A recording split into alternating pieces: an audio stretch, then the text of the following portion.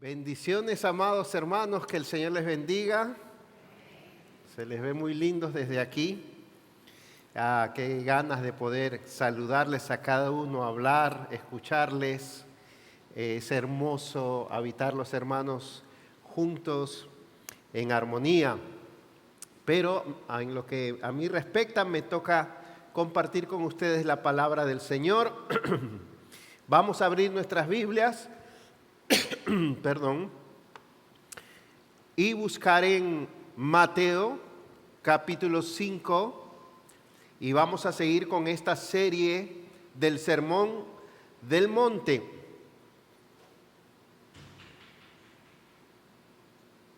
Vamos a leer los versículos del 13 al 16. Si ustedes se acordarán, se ha compartido hasta el versículo 12. Dice aquí: ustedes son la sal de la tierra, pero si la sal se ha vuelto insípida, ¿con qué se hará salada otra vez? Ya no sirve para nada, sino para ser echada fuera y pisoteada por los hombres. Ustedes son la luz del mundo. Una ciudad situada sobre un monte no se puede ocultar, ni se enciende una lámpara y se pone debajo de una vasija, sino sobre el candelero y alumbra a todos los que están en casa. Así brille la luz de ustedes delante de los hombres, para que vean sus buenas acciones y glorifiquen a su Padre que está en los cielos. Vamos a orar. Por favor, póngase en oración conmigo. Señor, la razón por la que estamos congregados es porque por medio de Cristo ahora somos casa espiritual, templo del Dios viviente, morada de Dios, tu pueblo reunido para que seamos edificados, para que tú te manifiestes en medio y habites en medio de nosotros, y para que tú recibas sacrificios espirituales aceptables en Cristo. Gracias, porque tan cierto como que tú habitaste, te paseabas con el hombre en Edén, tan cierto como tu gloria descendió en el templo y en el tabernáculo, tan cierto como que tu gloria se manifestó en Jesucristo, ahora por el Espíritu Santo también tú estás en medio de nosotros. Danos capacidad, prepara nuestros corazones para poder contemplar tu gloria, tu gracia, tu poder, y tú nos ilumines a través de tu palabra y seamos transformados y tú seas glorificado. Te lo pedimos en el nombre de Jesús. Amén. Amén. Cuando uno aplica una ciudadanía de algún país, hay varios requisitos que cumplir. Tener un récord de buena conducta moral es uno de ellos. Si uno tiene un récord manchado, no habrá de ser admitido. Saber comunicarse en el idioma de ese país, por lo menos de manera básica, conocer el idioma. Tomar un examen y responder algunas preguntas de civismo o comportamiento ciudadano. Responder algunas preguntas acerca de la historia de ese país y conocer lo más importante del gobierno y de las leyes de ese país. Son algunas de las preguntas que van en el examen de ciudadanía. Bueno, pues aquí en Mateo 5, Jesús toma a las multitudes y después de darles un tour y una probadita de lo que es su reino, pasa a decirles cuáles son las condiciones para hacerse ciudadanos de ese reino y no recibir solo beneficios de turista, beneficios temporales, sino hacerse ciudadanos. Me ha costado mucho, debo decirles, entender el Sermón del Monte. Y me refiero a entender su importancia y su lugar en el ministerio de Jesús, su lugar en el Evangelio de Mateo, su importancia a la luz de la Biblia, su importancia en cuanto a la revelación del reino de Dios. Me ha costado mucho, le he dado vueltas, lo he mirado de cabeza al derecho, lo he leído, etc. Así que lo primero que quiero hacer es un resumen de lo que yo necesité para entender mejor Mateo 5, 6 y 7 y a partir de ahí ver qué tiene que ver todo eso que voy a explicar con el pasaje que acabamos de leer de la sal de la tierra y la luz del mundo. Así que voy a ocupar más tiempo en una visión panorámica y al final entraremos a nuestro pasaje.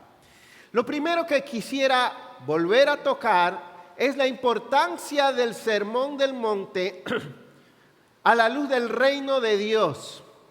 Ya se nos ha definido varias veces que el reino de Dios es la esfera del gobierno soberano y glorioso de Dios sobre su pueblo aquí en la tierra. Una definición sumamente elemental y breve. No voy a pasar de ahí por ahora. Bien, por favor, denle una ojeada a Mateo 1. La venida de Jesús al mundo, especialmente como lo enseña Mateo,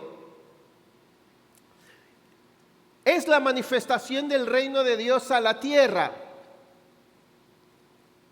Mateo se ocupa de demostrar que Jesús es el Rey Mesías, anunciado, quien habría de traer el reino de Dios al mundo.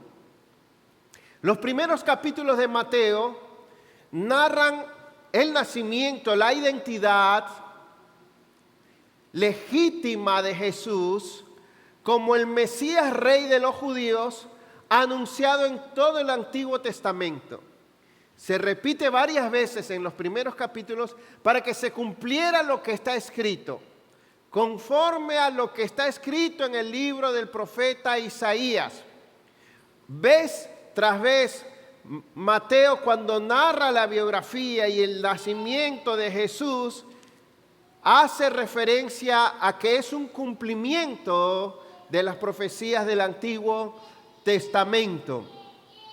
A partir del capítulo 3, ponga su dedito ahí en el capítulo 3, mírenlo por arribita, vemos el anuncio de la venida del reino de Dios a través del comienzo del ministerio de predicación de Jesús, el Mesías. Después de haber sido bautizado, ungido con el Espíritu Santo y probado bajo toda tentación y vencer toda tentación, ustedes van a ver ahí en el capítulo 4, a partir del versículo 12, el comienzo de la predicación o el anuncio de que el reino de Dios ha venido. Arrepentíos porque el reino de los cielos se ha acercado. Capítulo 4, versículo 17, mírenlo ahí. Lo que vemos después, capítulo 4, versículo 23, es la manifestación del poder del reino como parte del ministerio de Jesús, el Mesías, sanando toda enfermedad, liberando a los oprimidos por el diablo. Jesús tenía que demostrar su poder y autoridad sobre Satanás, sobre toda enfermedad, sobre todo fenómeno natural, aún sobre la muerte. Jesús tenía que ser el reflejo exacto del Dios Rey omnipotente que los judíos habían conocido en el Antiguo Testamento, donde cientos de veces Dios había dicho que Él es el Rey, que Él reina y que Él es el Todopoderoso y está por encima de todo. Jesús demostró todo eso en esta parte de su ministerio con su poder y señales. Ahora pasamos a una parte importantísima en la manifestación del reino de Dios en la tierra. Capítulo 5. Y esta parte es cómo el reino de Dios se manifiesta en los corazones y se materializa en la vida de aquellos que responden al llamado del Mesías, que es realmente el llamado del Evangelio, el llamado al arrepentimiento y a la fe. En este grupo llamado discípulos es que el reino de Dios se manifiesta transformando sus vidas cuando ellos se hacen seguidores de Jesús. Este grupo ahora pasa a aprender cómo es que se vive en el reino de Dios y por eso comienzan a recibir mandatos e instrucciones. Estos mandatos de Jesús traerían una perspectiva nueva, radical, disruptiva, sorprendente de lo que Dios espera de los ciudadanos de su reino. Y estos mandatos despliegan de manera brillante y precisa el cumplimiento de la ley de Dios y el cumplimiento del espíritu de esa ley, describiendo con detalle cuál debe ser la conducta y el corazón de los discípulos del reino. Y de todo esto se nos ha hablado en las predicaciones anteriores. Hasta ahí estamos. Pero quería volver a conectar el Sermón del Monte con el reino de Dios y con todo el ministerio de Jesús. Esta vida transformada que vemos en el Sermón del Monte, de los que son ciudadanos del reino por haberse convertido en discípulos de Jesús, el Mesías, habrá de reflejar el carácter de Dios. Habrá de reflejar el poder del Evangelio y la realidad del reino de Dios en la tierra. El resultado será que los discípulos del reino serán efectivamente la sal de la tierra y la luz del mundo. Y de esta manera Dios va a ser glorificado. Todos podrán decir al ver la vida de los discípulos, verdaderamente el reino de los cielos se ha acercado. Ya no lo dirían en las señales de los milagros de Jesús, ahora lo verían en la vida transformada de los discípulos. Y para eso son, repito, estas instrucciones. Así que esta es una parte vital, crucial, de la manifestación del reino de Dios en la tierra, encarnada en la vida y conducta de los discípulos. Pero ahora quiero pasar a algo más. Quiero hablar de la importancia del Sermón del Monte y la persona de Cristo, a la luz de la persona de Cristo. Acá hay algo muy importante. Esta no es solo una enseñanza más de Jesús. Este no fue solo un buen rato que Jesús tuvo con sus discípulos, que quizás digamos que estaban cansados, y Jesús les dijo, vamos a sentarnos un rato. Y de pronto conversando, pues salieron las bienaventuranzas, y el Señor cogió entusiasmo y comenzó a decir un par de cosas porque siempre le gustaba enseñar. No. Lo que aquí sucedió fue monumental, histórico, en el ministerio de Jesús, en la misión de Jesús.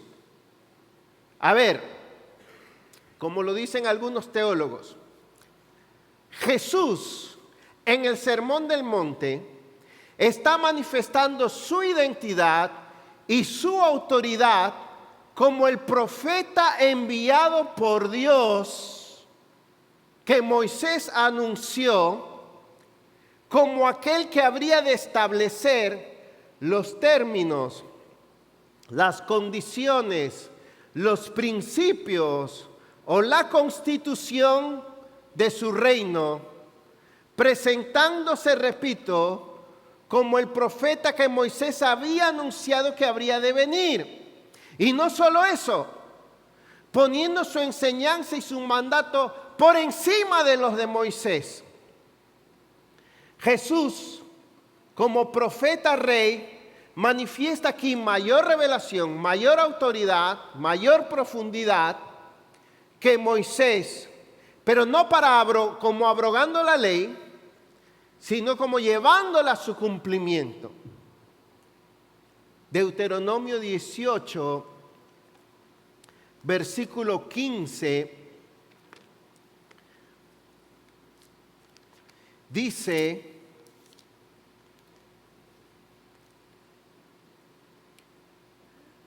profeta de en medio de ti, de tus hermanos como yo, dice Moisés, te levantará el Señor tu Dios, a él oirán. Pedro repite estas palabras cuando predica acerca de Jesús en Hechos 3:22. Y todo aquel que no oiga al tal profeta será desarraigado del pueblo. 6 veces en el Sermón del Monte Jesús dice: oísteis que fue dicho, Moisés dijo, mas yo os digo. ¿Qué está queriendo decir con eso Jesús?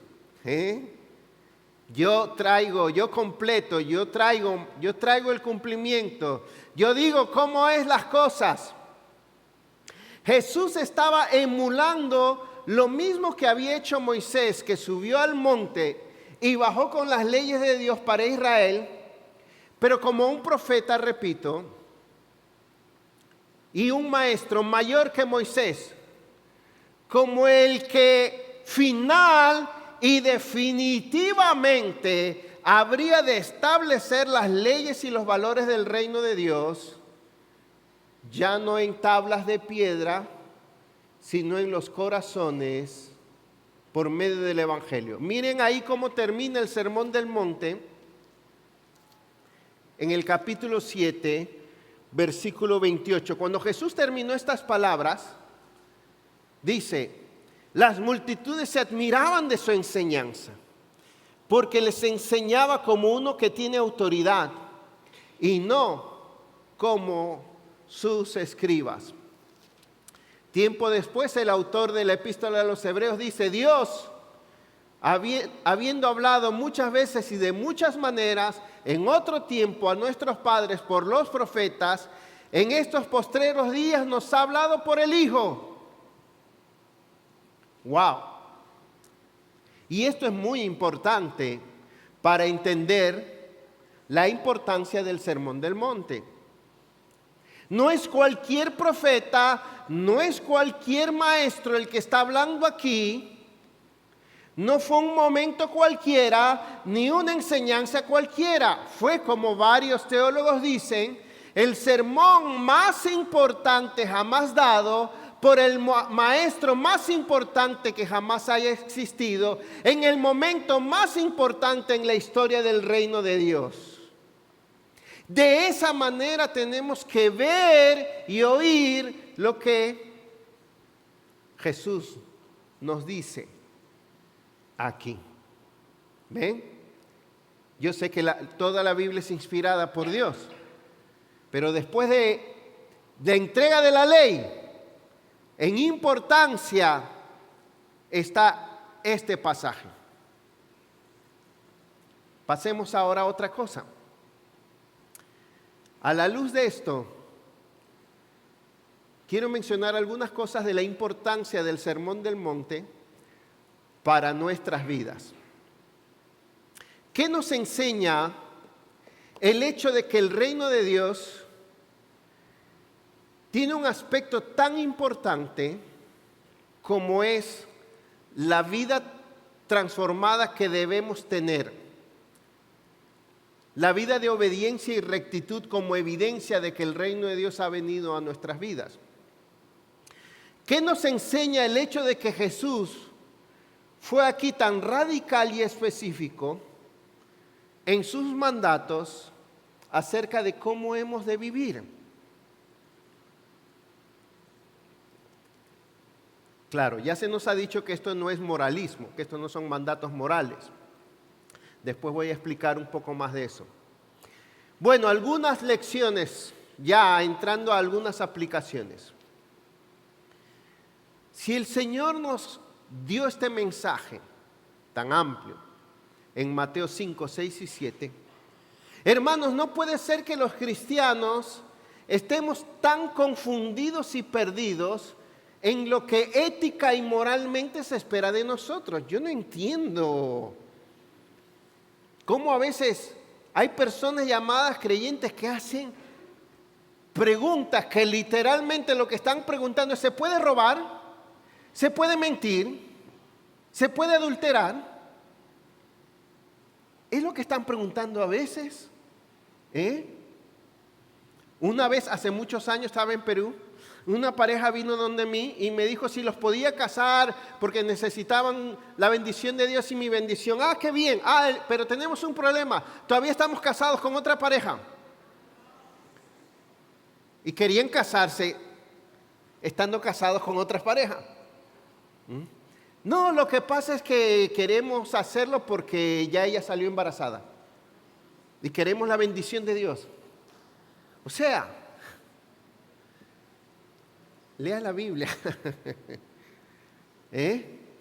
No puede ser que si las enseñanzas de Cristo son tan claras en cuanto a nuestra pureza, a nuestras relaciones, a la manera de tratar a los demás y a toda área de la vida, nosotros no sepamos lo que Cristo espera de nosotros.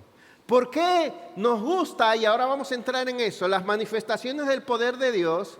Pero cuando venimos a preguntarle: Dios, ¿qué dices tú acerca de mi vida, de mi conducta moral, ética? Ahí no entendemos. ¿Qué significa para nosotros que su reino ha venido a nuestras vidas? O cuando decimos y oramos: Señor, venga tu reino. Señor, reina en mi vida. Cantamos muchas veces. Cantamos y brincamos diciendo: el Señor es rey, aleluya, va a aplastarle la cabeza al diablo y a todos los políticos. ¿Eso significa para ti, en primer lugar, que el Señor reina? Es solo por medio de este tipo de vida que Jesús enseña que podemos decir que el Señor está reinando en nosotros, que estamos viviendo bajo su voluntad y que somos sus siervos. ¿Saben por qué Jesús dijo: ¿por qué me llamáis Señor, Señor y no hacéis lo que yo digo? Porque ponemos nuestras propias reglas en lo que sí debemos agradar a Dios y quitamos lo que nos parece innecesario o exagerado. No, en eso no. ¿Cómo el Señor va a pedir eso? El Sermón del Monte es un antídoto para no vivir un cristianismo por la liberal, de libertad de preferencias, democrático, de elecciones relativas, cada quien como lo vea, así haga. De interpretaciones personales. Yo creo, es que para mí esto significa tal cosa. De interpretaciones subjetivas acerca de lo que Dios espera de nosotros. Esto está demasiado claro, demasiado específico, demasiado literal, demasiado radical. Sí, esto es blanco o negro. Aquí no hay gris. Y gloria a Dios por eso. Nosotros somos expertos en pintar las cosas gris, pero aquí no hay forma. Este sermón es un antídoto contra la vida sin sujeción ni autoridad. Nos libra del espíritu de independencia, de anarquía, de autocracia, de derecho propio, típico de esta época. Óigame, porque para que nos importe y nos interese este sermón, hay que desear que Cristo tenga la autoridad sobre nuestras vidas. Este sermón nos da de manera clara un rey, una autoridad y una regla a seguir, cosa que a veces no nos gusta. Nos gusta leer la Biblia. ¡Ay, qué lindo, Señor! Mira, abriste el mar rojo, y cuando llegamos a Mateo 5 lo pasó. ¡Ay, mira ahora aquí otro milagro! No, este sermón es un antídoto también contra el cristianismo mundano, que quiere ajustarse a la tendencia de la época, a los valores y las corrientes de este mundo secular, que está totalmente opuesto y en contra y al revés de esto que leemos aquí. La moda y el ejemplo de hoy en día no es ser humilde, no es ser manso, no es poner la otra mejilla, no es ser puro ni pacificador. El mundo nos inculca todo lo contrario. No améis al mundo ni las cosas que están en el mundo. No améis al mundo, ahí se refiere a los valores y la corriente y las metas del mundo. Si alguno ama al mundo, el amor del Padre no está en él. Según Primera de Juan 2:15. Vivimos en un mundo egocéntrico, vano, materialista, narcisista, hiperexigente, consumista insaciablemente. Este sermón es un antídoto contra el significado que el mundo le da a la vida, al dinero, a la felicidad, a la familia. El significado que el mundo le da al matrimonio, a la juventud, al sexo, a la apariencia personal. Este sermón no está de cabeza con el mundo está de cabeza. Y si nosotros nos amoldamos al mundo, estamos de cabeza. No os amoldéis, no os adaptéis, no os conforméis a este siglo, a este mundo. Romanos 12:2. Sino transformaos por medio de la lectura del Sermón del Monte. Esto nos pone...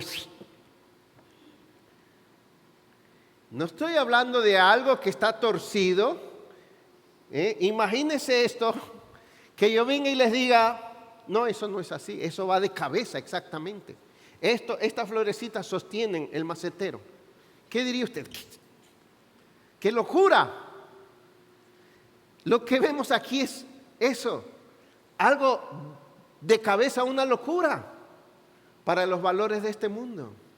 Gloria a Dios por eso, ¿verdad?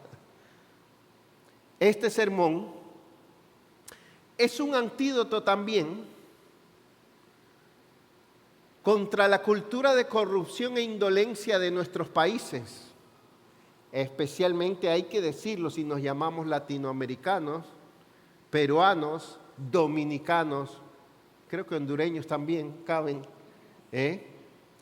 donde los valores y la ética cristiana, protestante, no penetraron nunca, y campea una cultura de corrupción, de mediocridad, de indolencia, de holgazanería, de mentira, de deshonestidad, donde romper la ley y otras cosas es la norma. Si usted se adapta a la cultura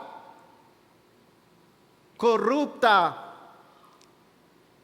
deshonesta, mentirosa, holgazana que hay en Latinoamérica y en nuestros países, usted no podrá ser un buen ciudadano del reino.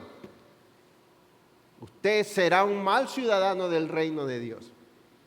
Es así. Uno escucha cosas cristianos que no pagan impuestos, cristianos que reportan lo que no es, que rompen las leyes, que dicen que quieren hacer cosas, comprar cosas. ¿Y eso es legal? Bueno, no sé, pero todo el mundo lo hace. Este sermón también es un buen antídoto para criar hijos. ¿Qué le parece?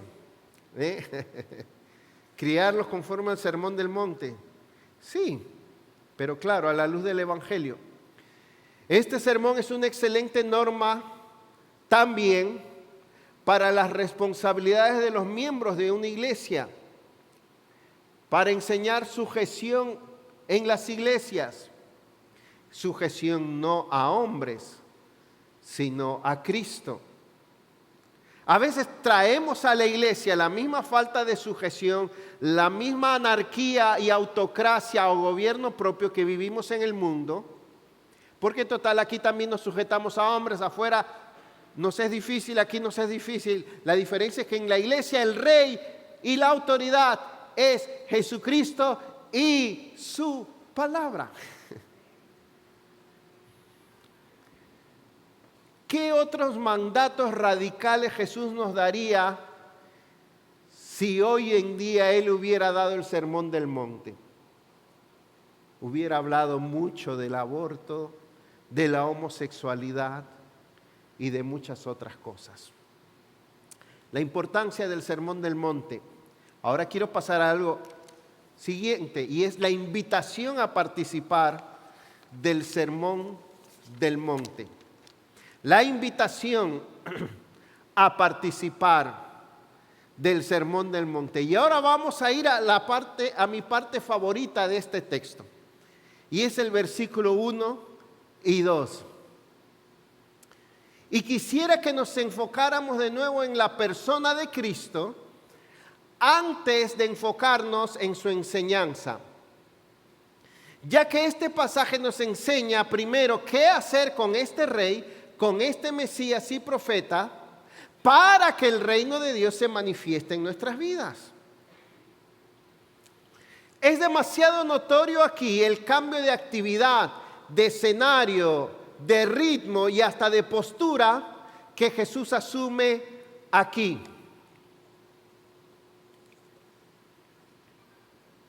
Jesús, capítulo 4, versículo 23, iba por toda Galilea enseñando en sus sinagogas, proclamando el evangelio del reino, sanando toda enfermedad y toda dolencia en el pueblo. Se extendió su fama por toda Siria y traían a él todos los que estaban enfermos, afectados con diversas enfermedades y dolores, los endemoniados, epilépticos y paralíticos, y él los sanaba. Y lo siguieron grandes multitudes de Galilea, Decápolis, Jerusalén y Judea, y del otro lado del Jordán. ¡Wow! Masivo y multitudinario y muy poderoso. Tremendo, Jesús acababa de estar en esta parte que también era una manifestación de su reino en la tierra, ejerciendo un ministerio público poderoso, masivo y multitudinario.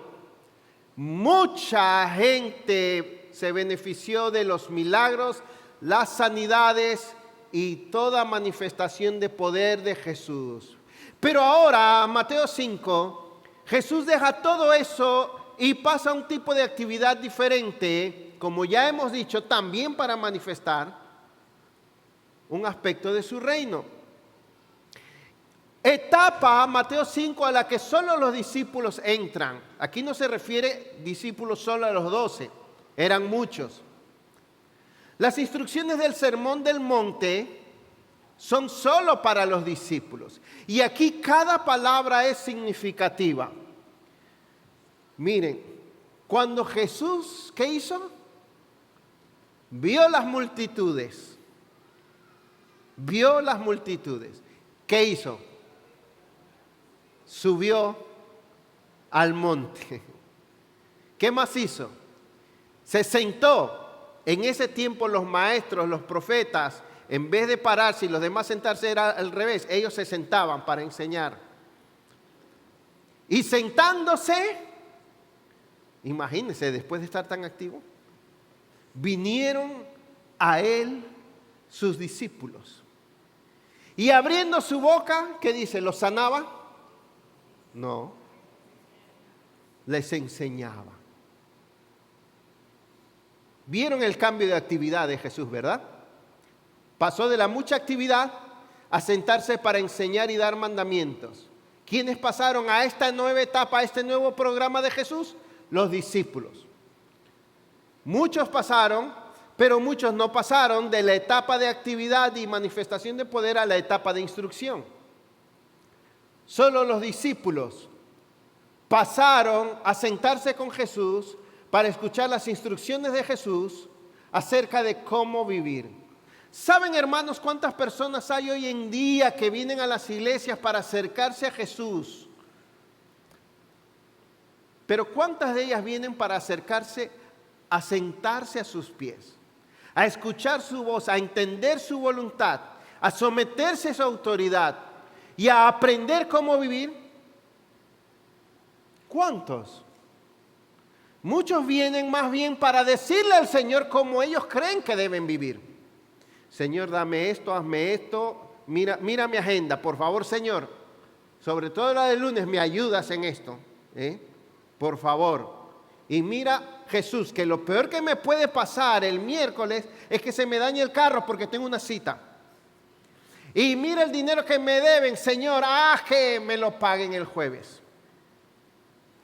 El Señor hace cosas poderosas y cuida de nosotros. Pero ¿cuántos van a las iglesias para sentarse, callarse, escuchar que el Señor les diga con autoridad mesiánica, profética, divina, cómo deben vivir para ser como Él? ¿Qué hacemos con Jesús y su sermón del monte? En el siglo XIX, el siglo de las luces, de la era moderna, muchos agarraron el sermón del monte para analizarlo filosóficamente. ¡Wow! Esto está interesantísimo. Muchos ateos o no creyentes se han enamorado de Jesús por estos antivalores o valores. En el siglo XX muchos agarraron el sermón del monte para ver cómo les puede servir o ser útil para vivir mejor. En el siglo XXI ya ni eso. Muchos agarrarían el sermón del monte para hacer una serie en Netflix, para hacer un TikTok, para tomarse un selfie en la playa diciendo: si tu ojo derecho te es ocasión de caer, arráncalo. ¿Sí? Posando en traje de baño. ¿Cuántas publicaciones hacen los llamados creyentes contrario a lo que usan la Biblia para reflejar algo contrario, para mostrar su cuerpo, para estar en vanidad, para estar en excesos, disfrutando de las bendiciones de la creación de Dios? Un domingo en vez de estar en la iglesia. Esa es la época en que vivimos. Entonces, no podemos hablar de las enseñanzas de Jesús sin primero hablar de lo que Jesús debe ser para nosotros. Y eso está en estos dos versículos. ¿Qué hacen los verdaderos discípulos con el sermón del monte? Depende de lo que ellos han hecho de Jesús para sus vidas. Si Jesús no es lo que debe ser, de acuerdo aquí, para nosotros, el sermón del monte, ya dije, será otra serie más de Netflix.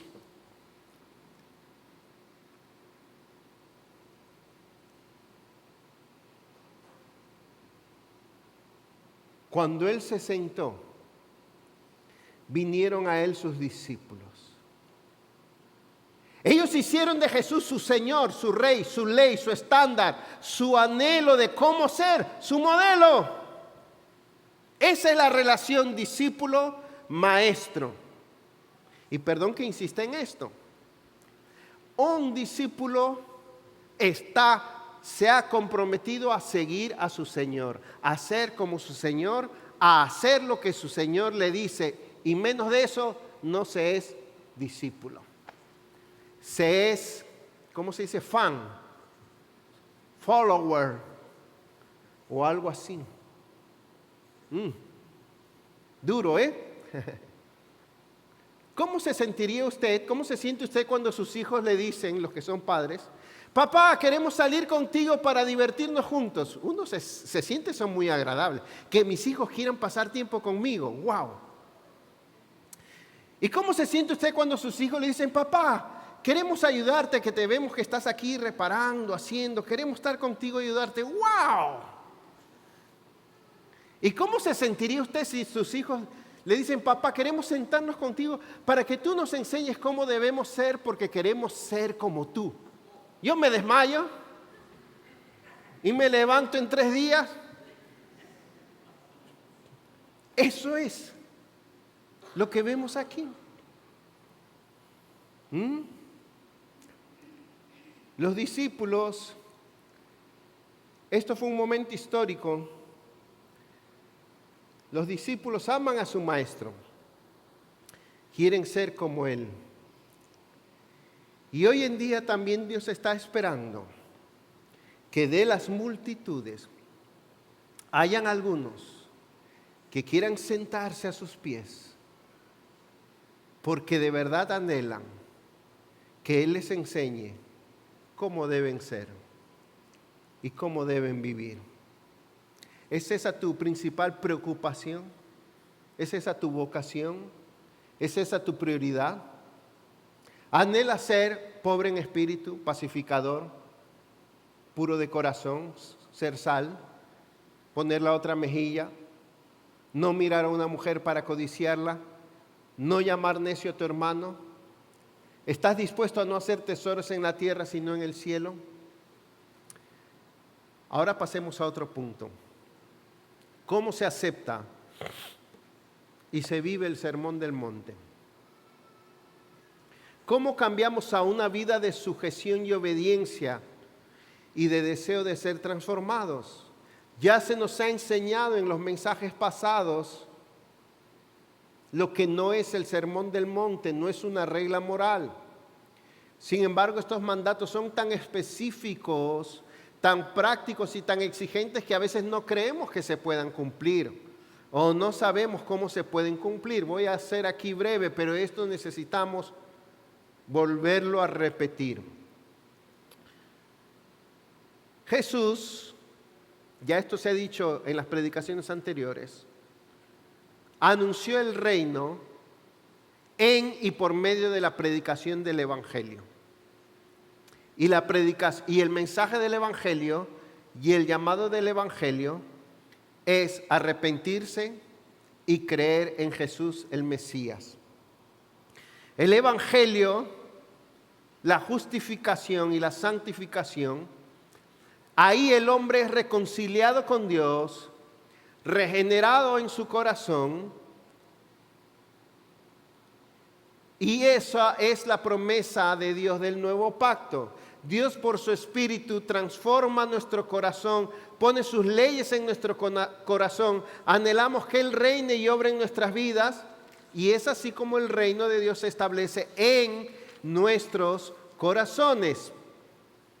Si no entendemos que eso es el Evangelio y el mensaje del reino, vamos a vivir legalistamente, tratando de ser mejores por nosotros mismos, o libertinamente, no importándonos agradar a Dios.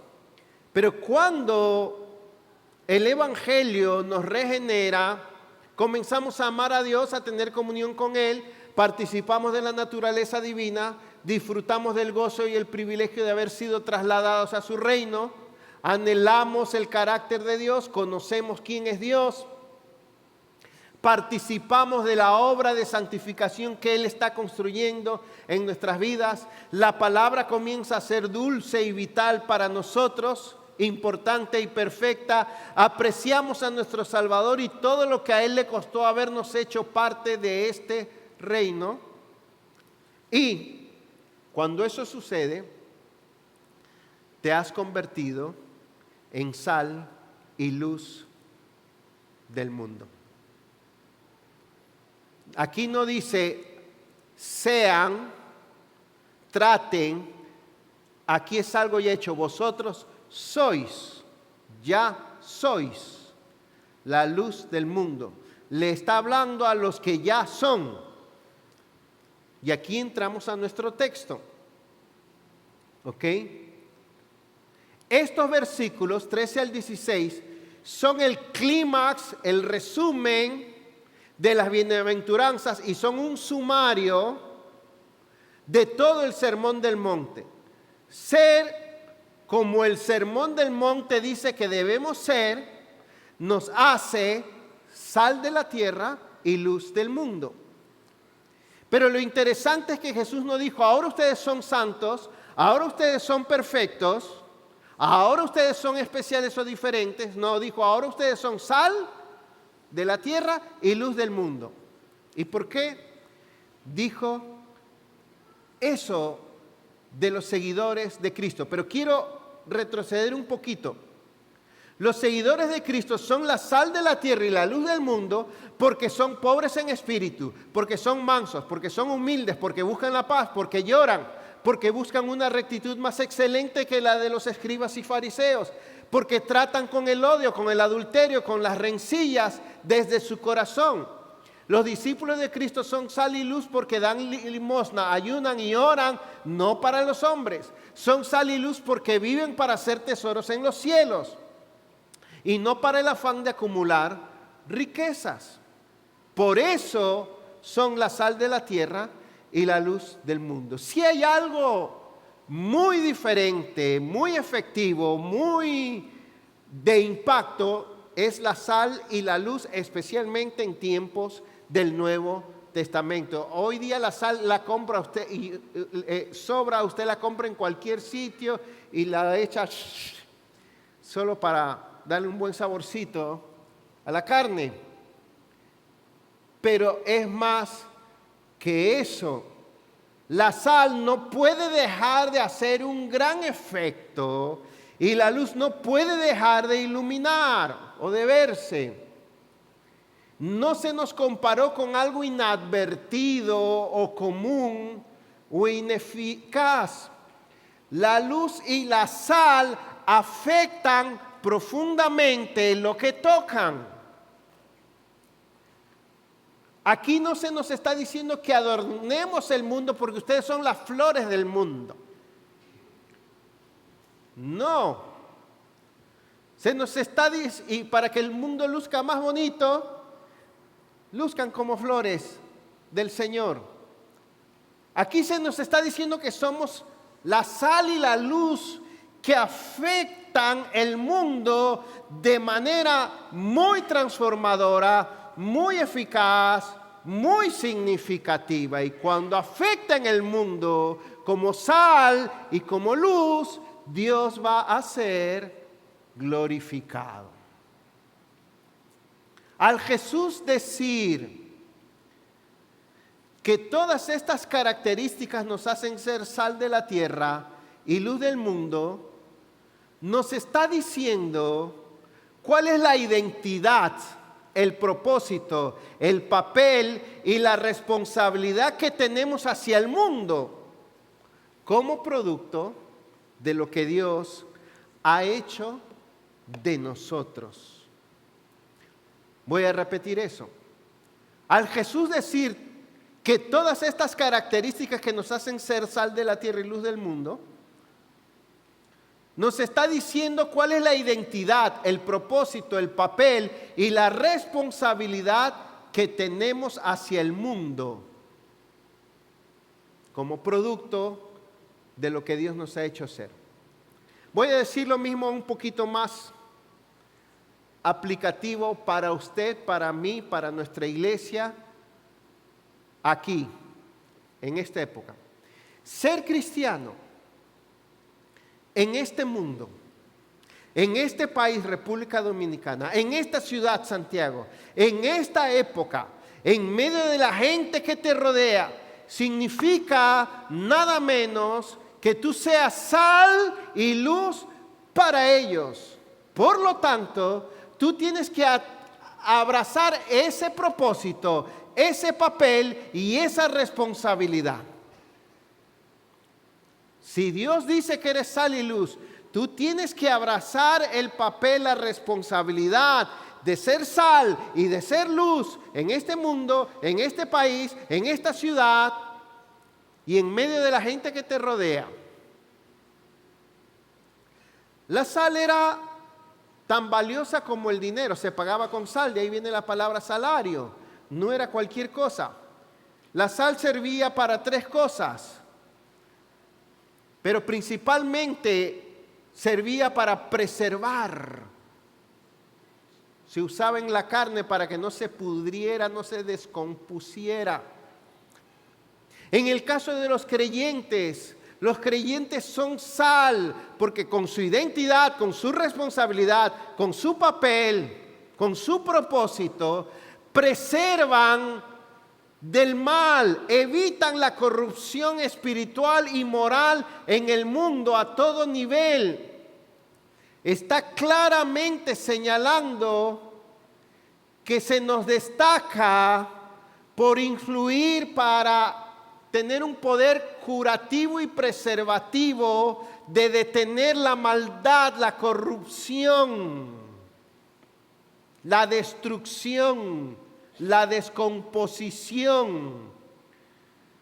Los creyentes, a pesar de no ser los más valorados o inclusive ser perseguidos o considerados viles, sí, a pesar de eso, su influencia y su poder para hacer bien y para detener la corrupción es la influencia más poderosa y eficaz de todas, no solo la más, es la única. Nadie más es sal. Aquí no dice que los políticos son la sal de la tierra, ni los científicos, ni los artistas. A veces aparece un artista que ganó un Oscar y dice, yo creo que los matrimonios deben ser así. Habló el actor o la actriz. Y hasta los creyentes lo retuitean. Yo vi un creyente diciendo, qué bueno, gloria a Dios, que Jennifer López y ¿con quién fue que cantó en el Super Bowl? Cantaron así, vestidas, medio desvestidas en el Super Bowl, porque nosotros los latinos, tal cosa. Un creyente diciendo eso. Felizmente no estaba cerca de mí para eliminarlo. O que no tenía yo un arma de fuego. Solo el que tiene a Cristo, el que conoce a Cristo, el que tiene la identidad, la santidad, la bondad de Cristo en su corazón, puede ser la sal de la tierra. Esperamos más de los políticos y de los... Todo el mundo hace más, habla más, dice más, influye más que nosotros, porque nos escondemos. ¿Sabe cuánta corrupción está dañando la niñez, la juventud, los matrimonios, la sociedad en general? La sal da sentido, da sabor, da razón de ser, produce sed, provoca, hace que los demás deseen esto. La luz también es una imagen muy poderosa. Es algo brillante, penetrante, imposible de dejar de ver. Tan así que Jesús dijo de él mismo que él es la luz del mundo en Juan 8:12. Y aquí se nos está diciendo que nosotros somos igual que él en nuestro brillo y virtud para alumbrar la oscuridad. El contraste es tan grande. La luz disipa, elimina las tinieblas, disipa las tinieblas de corrupción, de ignorancia, de maldad, de insensatez y de insensibilidad. Este mundo no solo está muy ciego y perdido, está loco, está de cabeza. Y eso se llama en la Biblia oscuridad. ¿Y quién es el único que puede iluminar en la oscuridad? Y voy a repetir, de ignorancia, de corrupción, de necedad, de locura. ¿Quién es el único? El creyente. Nadie más. La luz elimina las tinieblas, hace ver las cosas, hace ver la realidad de las cosas. En un mundo tan caótico, tan confundido, tan ciego, tan desordenado, tan perdido. Los creyentes son señales claras, mensajes e influencias eficientes de parte de Dios de lo verdadero, lo correcto y lo bueno. Hay perdición, hay confusión, hay sufrimiento, hay rebelión por doquiera, a todo nivel, en todo lugar, cerca de usted, en todas partes, en cualquier nivel de la sociedad. Entre tus familiares, hay familiares cercanos tuyos que se están destruyendo, hay vecinos tuyos que se están divorciando, que están sufriendo, hay amistades tuyas, compañeros de trabajo, autoridades,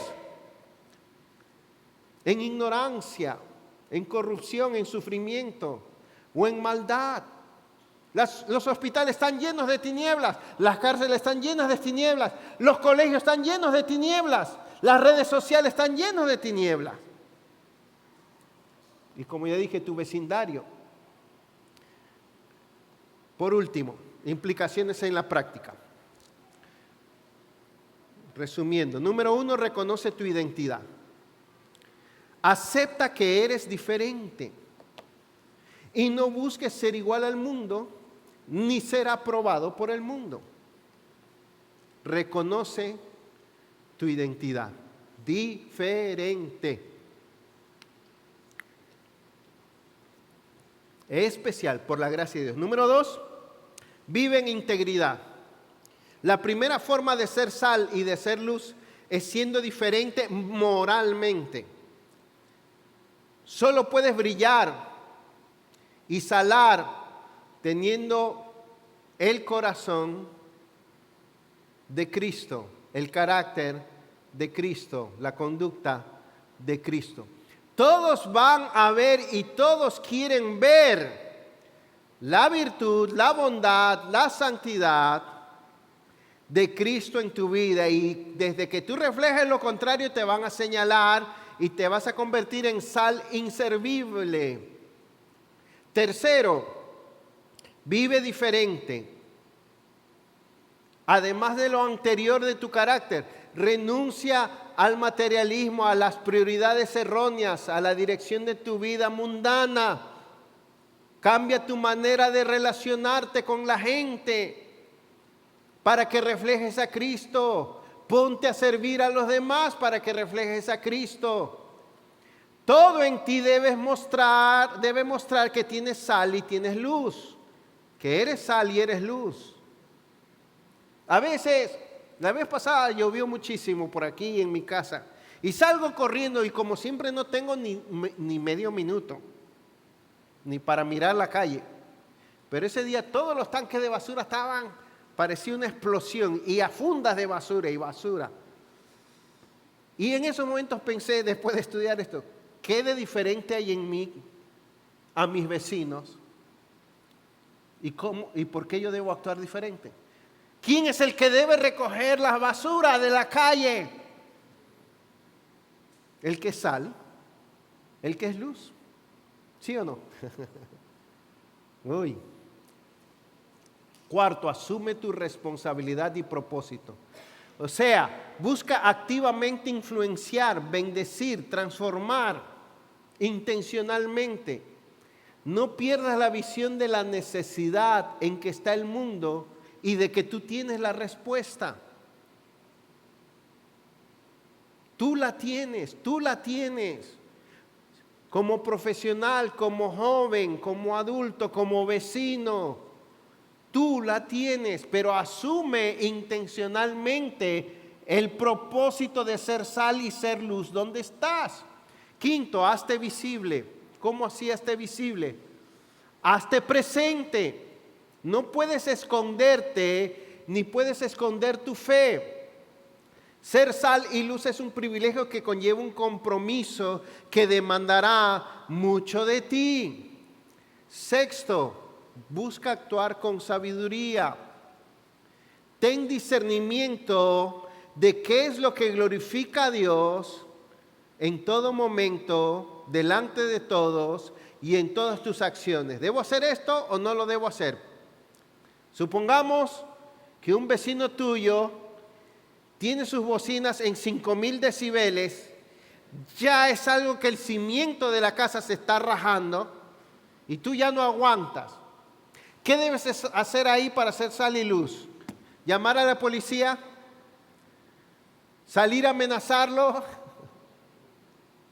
¿O callarte y orar por él? Te dejo esa tarea.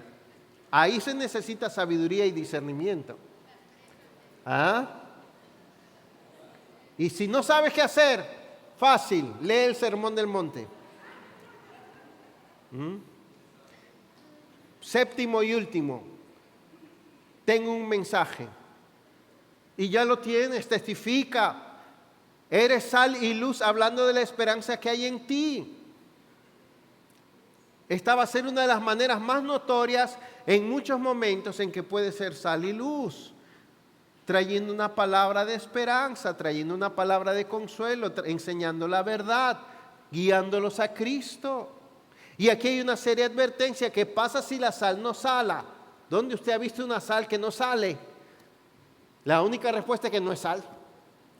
O una luz que no sea luz, que no alumbre. No sirve para nada, es una falsedad. ¿Cuánto está salando? Si se nos midiera nuestra salinidad, ¿estaría el 100%? ¿Cuánto estás alumbrando? Si se nos midieran creo que son los lumens. ¿Ha llegado el reino de Dios a tu vida?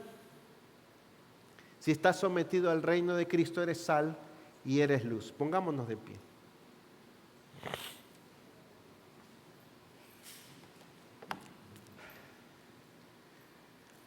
Oremos.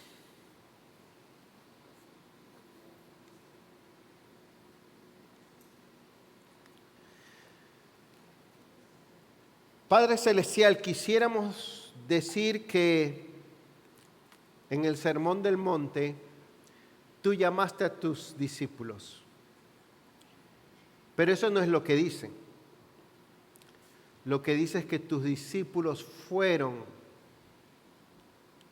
a ti y se sentaron.